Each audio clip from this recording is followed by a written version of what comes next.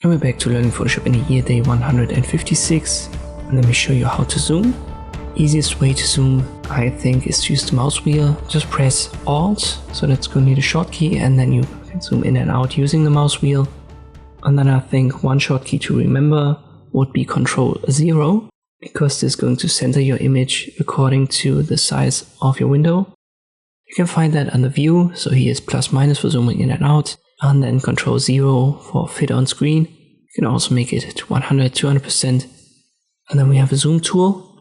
Easy to use, it only has 2 modes. Going to hit set to plus, you left click, it zooms in, let me set it to minus.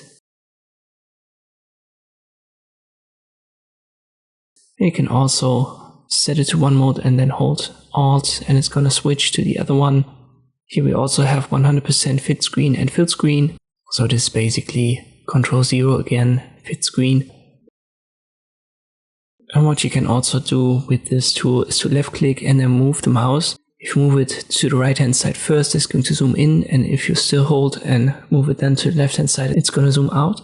If you do it the other direction, so you'll release, then you left click and move first to the left, this is going to zoom in. And if you then move your mouse to the right, it's going to zoom out.